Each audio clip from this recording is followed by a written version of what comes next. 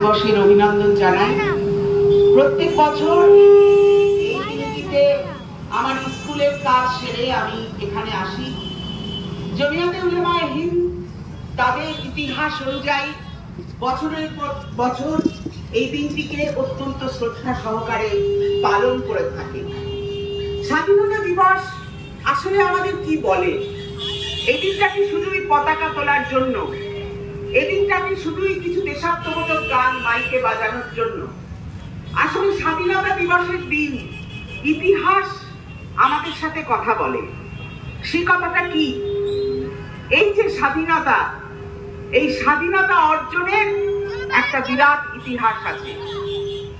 1855 সালে সিধু, কানু, ফুলো, ঝানো, ভৈরব চাঁদ তারা একটা লড়াই করেছিলেন। এই বীরভূমের মাটিতে ধরে তারা গিয়েছিলেন কলকাতায় ইংরেজ শাসনের বিরুদ্ধে লড়াইয়ে। ইতিহাস বলে আমাদের আদিবাসী বন্ধুদের সাথে সেদিন পায়ে পায়ে হেঁটেছিলেন দলিত হিন্দু এবং গরিব মুসলমান। তারা তাদের ধারাবাহিকতা বজায় রেখেছেন।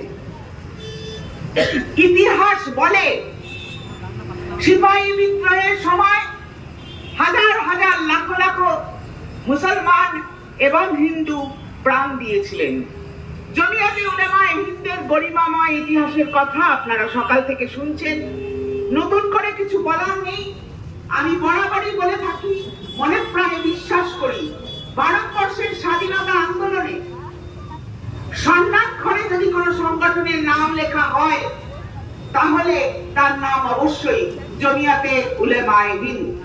এবং আজও তারা চোখের মনির মতো স্বাধীনতাকে রক্ষা করার জন্য সংযত হয়ে আছেন, সমবেত হয়ে আছেন, সতর্ক হয়ে আছেন। কিন্তু আমরা যখন আজকের তারিখে এসে দাঁড়াই তখন আমাদের অনেক কিছু ভাবতে হয়। কেননা আজকে যারা দিল্লিতে পতাকা উত্তোলন করছেন তারা এই স্বাধীনতা দিবসকে সেদিনও মানতেন না। ভারতবর্ষে যে গোষ্ঠী বরাবর ব্রিটিশদের সাথে কাঁধে কাঁধ মিলিয়ে দেশের মানুষকে বিশ্বাসঘাতকতা করেছে তারা হলে এই আজকে যারা ভারতের মসনাদে বসে আছেন। আমরা সে কথা জানি। আপনারা যে কোনো জায়গায় যে কোনো ইন্টারনেট সার্চ করে দেখবেন এদের যিনি মাথা ছিলেন বিনায়ক দামোদর সাভারকর। বহুকাল আগে গান্ধীর সাথে তার একটা বিতর্ক হয়েছিল। সেই বিতর্কের মুহূর্ত থেকে তিনি ঠিক করে রেখেছিলেন যে যেমন করেই হোক মহাত্মা গান্ধীকে হত্যা করতে হবে। বহুদিনের পরিকল্পনা, 48 সাল অব্দি সময় লেগেছিল। এবং তিনি যখন তাকে জেলে রাখা হয়, যে আন্দামানে গেলে এখন আপনারা দেখবেন যে তার নামে ঘরটর করে রাখা হয়েছে, তিনি 5 থেকে 6টি চিঠি লিখেছিলেন। সমস্ত নেটে খুঁজে পাবেন। সেই চিঠিতে তিনি স্পষ্ট ভাষায় লিখেছিলেন, দয়া করে আমাকে মুক্তি দিন।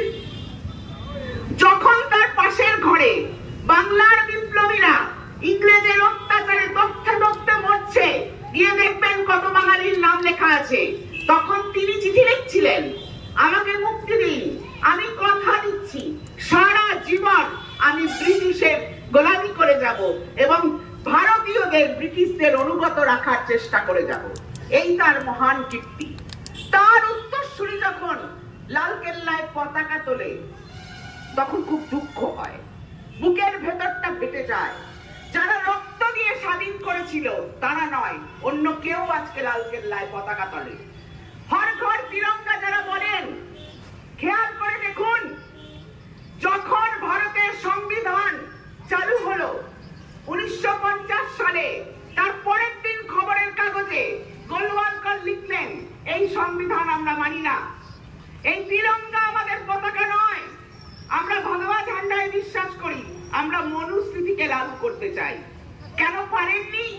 কেননা মনুস্মৃতির ছত্রে ছত্রে আছে নিম্ন বর্ণের মানুষদের প্রতি অত্যাচার, ঘৃণা এবং মহিলাদের প্রতি অত্যাচার।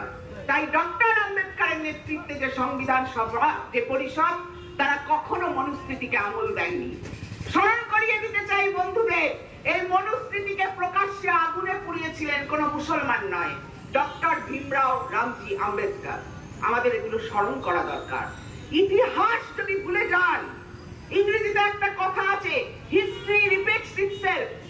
ইতিহাস পুনরাবৃত্তি করে। কেন করে? কারণ আমরা ইতিহাসকে ভুলে যাই। তার থেকেও বড় কথা, ইতিহাসকে ঠিক সময় মতো বদলে দিতে হয়, যে বদলের কাজ করেছিলেন জমিয়াতে উলামায়ে হিন্দের মহান ব্যক্তিত্বরা। আমি যতবার পড়ি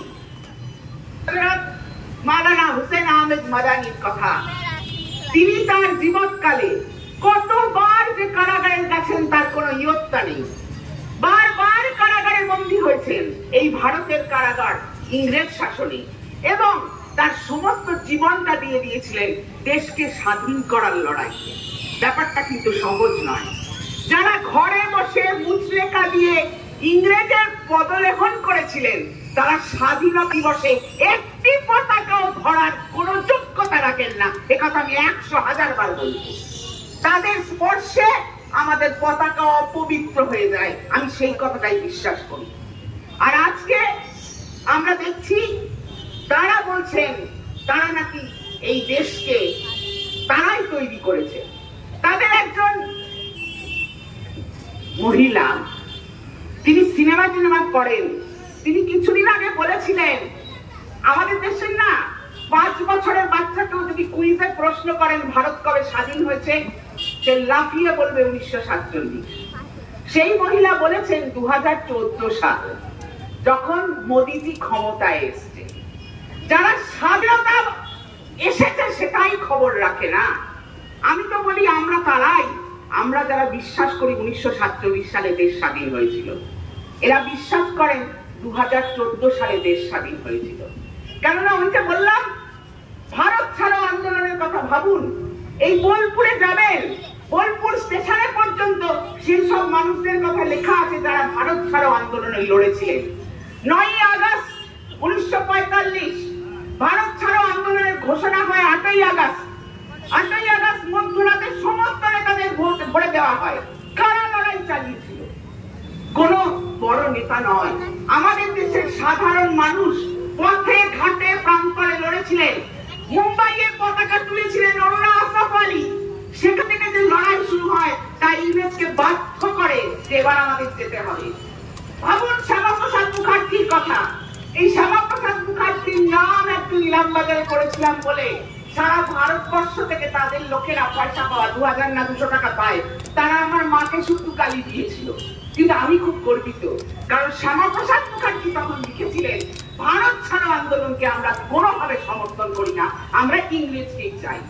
যারা ইংরেজকে চান, যারা কোম্পানিকে চান, তারা যে আজ আদানি আম্বানির মতো কোম্পানিদের পা ধরে ঝুলে থাকবেন, এতে তো আশ্চর্য কিছু নেই, বিষয় হবার কিছু নেই। কারণ তারা তো কোম্পানি নিল, বিদেশি কোম্পানি লুট করা তাদের কাজ, লুটের পয়সা নিয়ে সময় সুযোগ মতো বিদেশে কেটে পড়া তার কাজ। আমার তো এমন মনে ছিল 2024 সালের নির্বাচনের ফল যেদিন বেরোয়, আর একটু বাংলার জনতা আর একটু এদিক ওদিক করে দিলে, আর ইভিএম এর কেরামতি একটু কম থাকলে, তেনারা সবাই রাতের মধ্যে আদানি বা আম্বানির প্লেনে চড়ে অন্য দেশে পালিয়ে যাবেন। বেশি দিন আর নেই, আপনারা নিশ্চিন্ত থাকতে পারেন তাদের দিন ঘনিয়ে এসেছে। দেখবেন মরার আগে সাপটা একটু জোরে ফোঁস করে, তাই জন্য আজকাল একটু জোর বেড়ে, কিন্তু তারা এবং ভারতবর্ষের হিন্দু জনগণ বুঝে গেছেন এরা আর যাই হোক, এরা হিন্দুর জন্য কিছু করে না। হিন্দুত্ব বলে একটা জিনিস আবিষ্কার করেছিলেন ওই সাভারকার, যিনি নিজে হিন্দু ধর্মের কিছু মানতেন না, কোন নিয়ম কানুন মানতেন না। আমরা মোহাম্মদ আলী জিনাকে দায়ী করি, তিনি নাকি দ্বিজাতি তত্ত্বের প্রবক্তা, কিন্তু এখন ইতিহাস বলছে সাভারকার অনেক আগে দ্বিজাতি তত্ত্বের কথা বলেছেন, এবং তিনি মনে প্রাণে চেয়েছিলেন তার থিওরিটা আগে যাক। তার জন্য বেশ কিছু ছেলেপুলেকে তিনি তৈরি করেছিলেন। তাদের একজনের নাম নাথুরাম গডসে, যিনি শেষ পর্যন্ত জাতির জনককে হত্যা করেন, দীর্ঘ সময় ধরে লালিত পালিত করেছিলেন। এ কথাও আপনাদের বলি, এই আরএসএস এর জন্ম হচ্ছে 1925 সালে। কেন 1925 সালে? 1925 সালের আগে এদের একজন পণ্ডিত ডক্টর মুঞ্জে তার নাম, তিনি তার বেশি কিছু বছর আগে মহাত্মা গান্ধীর কাছে গিয়েছিলেন। মহাত্মা গান্ধী তখন সাউথ আফ্রিকার আশ্রমে আছেন। তিনি ওখানে গিয়ে দেখলেন মহাত্মা গান্ধীর আশ্রমে রান্না বান্না যিনি করছেন তিনি একজন মুসলমান। তিনি গিয়ে গান্ধীকে বললেন, এটা তো চলবে না, আপনি দেশ বেশ স্বাধীন করবেন আর এই মুসলমান রান্না করবে আর ওই শূদ্র সে খাবার পরিবেশন করবে, তো হবে না। মহাত্মা গান্ধী বললেন, এটা আমিও হতেই, আপনি যেটা বলছেন সেটাও হবে না। রেগে মেগে ওরা দেশে ফিরলেন। কংগ্রেস রেজলিউশন নিল যে ভারতবর্ষের স্বাধীনতা আন্দোলনে হিন্দু মুসলিম খ্রিস্টান সবাই একসাথে লড়বে। রেগে মেগে ওরা আরএসএস এর মতো একটা সংগঠনকে তৈরি করলেন এবং সেই সংগঠনের কীর্তি কাহিনী আমরা সবাই খুব ভালো করে জানি। এ তো গেল ইতিহাস। ইতিহাসের একটি অত্যন্ত গুরুত্বপূর্ণ কথা ভাই বন্ধুদের বলতে চাই। এবছর 100 বছর হলো কাকোরি মামলা, কাকোরি বিদ্রোহে। মনে করি যদি আপনাদের, ভারতবর্ষ 1925 সাল আরএসএস তৈরি হচ্ছে, শুধু উত্তরপ্রদেশেই 88 খানা হিন্দু মুসলিম দাঙ্গা হয়ে গেছে। ইংরেজের ডিভাইড এন্ড রুল পলিসি জাকিয়ে বসেছে, কোনো আন্দোলন নেই। তখন কিছু কম বয়সী ছেলেরা ভাবলো আমরা সাম্প্রদায়িকতাকে অস্বীকার করে একটা দুঃসাহসী কাজ করব। কি করব? লখনৌতে একটা ট্রেন যাচ্ছে টাকা নিয়ে, মানুষের টাকা, ব্রিটিশ খাজাঞ্চিখানায় পড়বে। একদল ছেলে সেটা লুট করেছিল। তাদের সামনে দাঁড়িয়েছিলেন এক হিন্দু এক মুসলমান, রামপ্রসাদ বিসমিল এবং আশফাকুল্লাহ খান। তাদের 100 বছর হতে চলল। রামপ্রসাদের নাম বিসমিল কি করে হলো? তিনি উর্দু শায়েরি করতেন। রামপ্রসাদ বিসমিল, আশফাকুল্লাহ খান। আশফাকুল্লাহ খান শায়েরি করতেন, দুই বন্ধু কবিতা লেখেন। তারা দেশটার জন্য প্রাণ দিয়েছিলেন।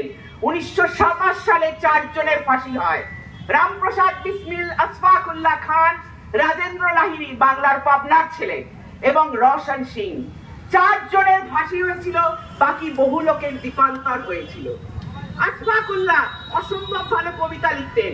তিনি তার কবিতায় লিখেছিলেন, सुनाए गम की किसे कहानी, हमें तो अपने सता रहे हैं। ना कोई इंग्लिश, ना कोई जर्मन, ना कोई रशियन, ना कोई तुर्की, मिलाने वाले हैं अपने हिंदी जो आज हमको मिटा रहे हैं। আশফাকুল্লাহ বুঝে গিয়েছিলেন আমরাই আমাদেরকে ধ্বংস করছি। আশফাকুল্লাহকে তো কই আমরা মনে রাখলাম না। আমার বন্ধুরা সব হিন্দু 9ই আগস্ট আশফাকুল্লাহর সমাধিস্থলে গিয়ে ফুল চড়িয়ে এসেছেন। তারা বলছিলেন বাংলার এত ছেলে প্রাণ দিয়েছিল সেই ঘরে লড়াইয়ে। বাংলা কিন্তু ভুলে যায়। আমাদের একটা সমস্যা আছে, আমরা অনেক কিছু ভুলে যাই, কিন্তু আমাদের মনে রাখতে হবে আশফাকুল্লাহ বিসমিলের শতাব্দী শুরু হয়ে গেছে। এবং জমিয়াতকে আমি অনুরোধ করব তারা যেন অত্যন্ত গর্বের সাথে এই দিনটাকে আনে এবং এই দুই বন্ধুত্ব, এই প্রেম, হিন্দু মুসলমানের যে প্রেম, সেই প্রেমকে সকলের সামনে তুলে আনে।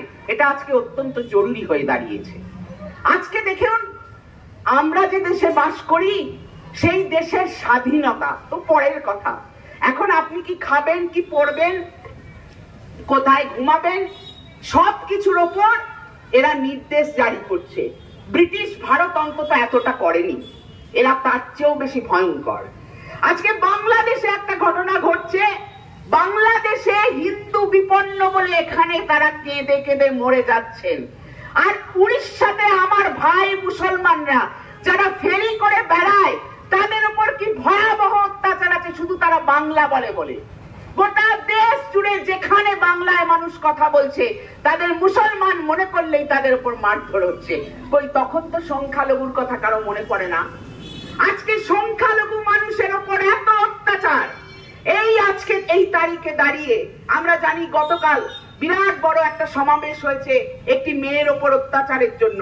আমরা সবাই নিন্দা করি এবং মনে করি এর বিরুদ্ধে প্রতিবাদ হওয়া উচিত, কিন্তু মনে রাখতে হবে ওই তার 2 দিন আগে টেরা সাচা সৌদার রাম রহিমকে প্যারোলে ছেড়ে দেওয়া হলো। যে একসাথে কতগুলো মেয়েকে হত্যা করেছে তার ঠিক নেই। কেননা বিভিন্ন বিভিন্ন রাজ্যে ইলেকশন আসছে, রাম রহিম যতদিন জেলে থাকে তার চেয়ে বেশি প্যারোলে বাইরে থাকে। শুনলাম নাকি ওই যে আরেকজন ভদ্রলোক আছেন তিনিও একজন মস্ত বড় সাধু টাইপের, তাকে কষ্ট করে জেলে ভরা গেছে, তাকেও নাকি প্রেরণ দিয়ে দেওয়া হবে। অথচ আমার চেনা 4টি মুসলমান ছেলে, তারা কিসের জন্য গ্রেফতার হয়েছে আমি এখনো বুঝে উঠতে পারিনি। কোনদিন তারা প্যারোল পেল না অসুস্থ মাকে দেখতে যাওয়ার জন্য কিংবা বাবাকে দেখতে যাওয়ার জন্য। এই হচ্ছে আমাদের দেশের আজকের অবস্থা। আজকের এই অবস্থায় আমরা কোথায় দাঁড়িয়ে আছি, এই প্রশ্নটা প্রতি মুহূর্ত নিজেদের কাছে করতে হবে। আমাদের দেশের সাধারণ মানুষ, সাধারণ জনগণ 2024 সালে লড়েছেন, কিন্তু ভাই আমরা কোন পার্টি তাকে কত জায়গা দিতে পেরেছে আমরা জানি না, কিন্তু অযোধ্যার মতো জায়গায় যেখানে একটা 500 বছরের ঐতিহাসিক সৌধকে ভেঙে একটা ছাদ ফুটা মন্দির তৈরি করা হয়েছে, সেই মন্দিরে যাকে বসানো হয়েছে আমরা জানি হিন্দুদের প্রিয় মানুষ, কিন্তু হিন্দুরা যারা বসিয়েছেন তাদের পাশে যাননি। হিন্দুরা বুঝতে পেরেছেন যে এদের হচ্ছে মেকি হিন্দুত্ব, হিন্দু নাম দিয়ে এরা আসলে সমাজের ক্ষতি করে। হিন্দু ধর্মে কোথাও পর ধর্মের উপর অত্যাচার হিংসার কথা কোথাও বলা নেই, যেমন কোন ধর্মে বলা নেই। এরা নিজেদেরকে হিন্দুত্বের ঠিকাদার বলে মনে করে। আমি মনে করি না, আমি তো হিন্দু, আমি নিজেকে হিন্দু বলে মনে করি। হিন্দু বলে মনে করে বলেই জমিয়াত উলামায়ে হিন্দের সবাই আমার মুসলিম ভাইদের পাশে দাঁড়িয়ে আমি দেশের স্বাধীনতার কথা বলতে পারি। এরা হিন্দু নয়, এরা কোন ধর্মকে মানে না। ধর্ম এদের কাছে একটা তাসের মতো, খুশি মতো ব্যবহার করব, খুশি মতো ফেলে দেব। এদের সম্পর্কে দেশের লোক কিন্তু বুঝে গেছে। আমি খুব ভারতবর্ষকে চিরকাল ভরসা করি। তারা এমার্জেন্সির সময় যেমন লড়েছিল, 2024 সালে ভারতের আম জনতা যেখানে যাকে পেয়েছে তাকে ভোট দিয়েছে, প্রচুর টাকা ছড়ানো হয়েছে, প্রচুর কিছু করা হয়েছে, তবু মানুষ কিন্তু উত্তরপ্রদেশের মতো জায়গা যেখানে নাকি মাছি গলবে না, যেখানে কি হিন্দু রাষ্ট্র হয়ে গেছে, এখন যদি আপনি হিসাব করেন দেখবেন বিধানসভাতে হেরে আছে। লজ্জায় বলে না তাই। আর সময়ের অপেক্ষা, এক একটি রাজ্য থেকে টুকটাক করে খসে পড়বে এই মেকি হিন্দুত্ববাদী, এই ভয়ঙ্কর সাম্প্রদায়িক দেশ বিরোধী পুঁজিপতিদের দালাল, কোম্পানির দালাল এই দলটি। আমরা ভরসা রাখি, আর বেশি দিন নেই। জমিয়াত যে লড়াই করেছে, ভারতবর্ষের মানুষ যে লড়াই করছে, আমরা বিভিন্ন সংগঠন যে লড়াই করছি, এই লড়াইটাকে আমাদেরকে আর একটু মজবুত করতে হবে। একটা ধাক্কা তারা পেয়ে গেছে, আর গোটা দুয়েক ধাক্কা পড়লে ওরা এই দেশ কেন গোটা পৃথিবী থেকে বিলুপ্ত হয়ে যাবে, এই আশা আমরা করি। আজ স্বাধীনতা দিবস, আমাদের পূর্বপুরুষদের রক্ত দেওয়া স্বাধীনতার পতাকা এখানে উঠছে। আমরা ভরসা রাখি, রক্ত যদি দিতে হয় আরো দেব, তবু কোন অবস্থাতেই আমাদের দেশের সাম্প্রদায়িক সম্প্রীতি, আমাদের দেশের মৈত্রী, আমাদের দেশের স্বাধীনতা, আমাদের দেশের সার্বভৌমত্বকে ধ্বংস হতে দেব না। বন্ধুরা, আপনারা বহু সময় ধরে বসে থাকেন, আমার খুব ভালো লাগে আপনাদের কাছে আসতে। লড়াইটা বন্ধু আমরা সবাই একসাথে করব, এটাই আজকে সবচেয়ে বড় কথা। ধন্যবাদ।